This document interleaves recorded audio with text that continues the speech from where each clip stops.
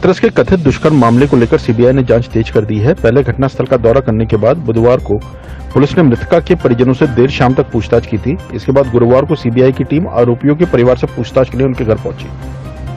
आरोपियों के परिजनों से कई घंटे तक पूछताछ करने के बाद दोपहर बाद सीबीआई गांव से निकल गई। सीबीआई की टीम ने आज सुबह से ही परिजनों से पूछताछ शुरू की थी। उत्तर प्रदेश के 755 इंजीनियरिंग, मैनेजमेंट व फार्मेसी संस्थानों में दाखिले के लिए आयोजित राज्य प्रवेश परीक्षा का परिणाम गुरुवार दोपहर जारी कर दिया गया है। परीक्षा में कुल 91.78% विद्यार्थी सफल रहे हैं। परीक्षा के लिए 1,60,000 विद्यार्थियों ने रजिस्टर करवाया था, जबकि 1,34,000 विद्यार्थी परीक्षा में शामिल हुए। बीटेक का परिणाम 93%, बी फार्मा का 81% और बी आर्क का 99% रहा। बीटेक में मुरादाबाद के सत्यम सक्सेना, बी फार्मा मुजफ्फरनगर की रिद्धि सिंगल व बी आर्क में दिल्ली की आयुषी पटवारी टॉपर बनी, जबकि एमबीए में लखनऊ के गौरव गोविल ने पहला स्थान प्राप्त किया। एमसीए में कानपुर के हर्षद तोमर ने प्रथम स्थान प्राप्त किया। 6 महीने से अधिक समय के बाद बृहस्पतिवार को मल्टीप्लेक्स सिनेमा हॉल खोल दिए गए, पर कोरोना के खौफ के कारण दर्शक नहीं पहुंचे।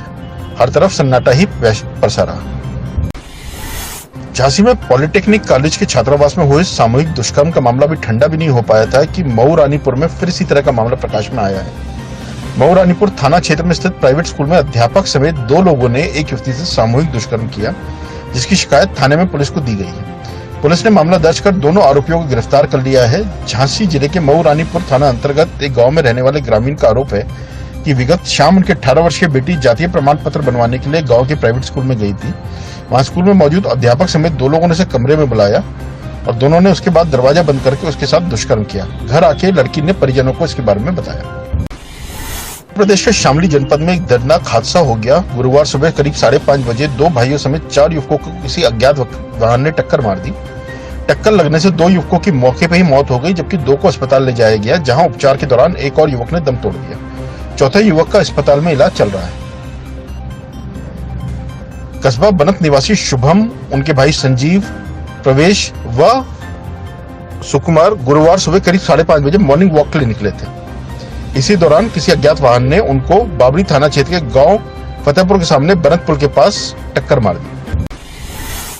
उत्तर प्रदेश विधानसभा की 7 सीटों पर उपचुनाव होने वाला है। इसमें वेस्टर्न यूपी की टूंडला, बुलंदशहर, नौगावा, सादात, सेंट्रल यूपी घाटमपुर, बांगरमऊ और ईस्ट यूपी की मल्हनी और देवरिया सदर सीट शामिल है। बता दें कि देवरिया सदर विधानसभा क्षेत्र का परिसमन 2009 में हुआ था, लेकिन परिसमन के बाद 2012 में पहला विधानसभा चुनाव कराया गया था। इस चुनाव से पहले ही गौरी बाजार विधानसभा क्षेत्र का अस्तित्व खत्म कर दिया गया था।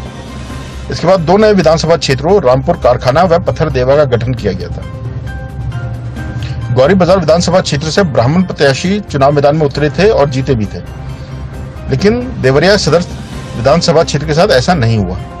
अब देवरिया जिले में 7 विधानसभा क्षेत्र है। इसमें देवरिया सदर विधानसभा क्षेत्र का उपचुनाव कराया जा रहा है। गोरखपुर में कोविड संक्रमण की वजह से 7 महीने से बंद चल रहे जिले के सीबीएसई, आईसीएसई और माध्यमिक विद्यालय 19 अक्टूबर से फिर से खुलेंगे। कक्षा 9वीं से लेकर 12वीं तक के विद्यार्थियों को 50% की उपस्थिति के साथ स्कूल में बुलाया जाएगा।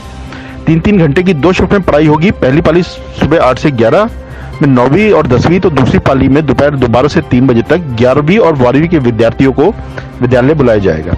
बीच के 1 घंटे के दौरान स्कूल परिसर को सैनिटाइज करना अनिवार्य होगा।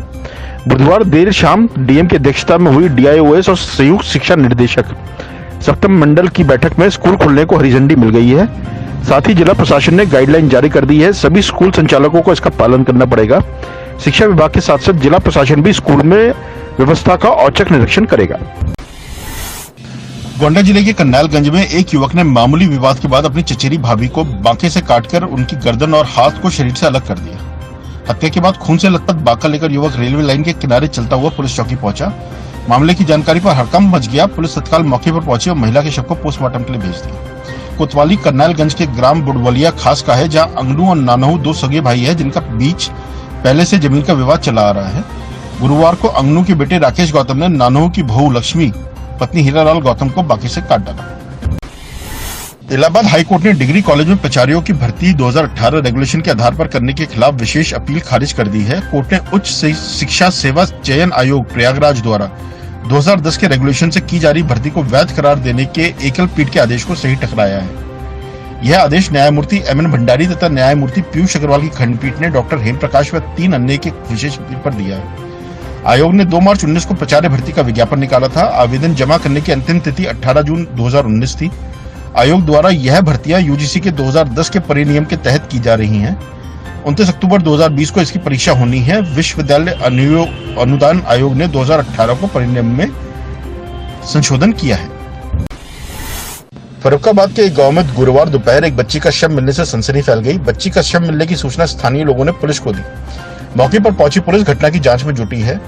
फर्रुखाबाद में मोहम्मदाबाद के गांव खिमसेपुर निवासी किसान समरपल प्रजापति की 10 वर्षीय बेटी आकांक्षा मंगलवार शाम को लापता हो गई थी। उसके पिता ने इसकी गुमशुदगी दर्ज कराई थी। इसके बाद से पुलिस उसकी तलाश में जुट गई थी। शक के आधार पर पुलिस ने समरपाल के पड़ोसी सुरेंद्र चंद श्रीवास्तव के घर दोपहर को दबिश दी। वहां पूछताछ में मामला खुल गया। पुलिस ने बच्ची के शव को शौचालय के टैंक से बरामद कर लिया।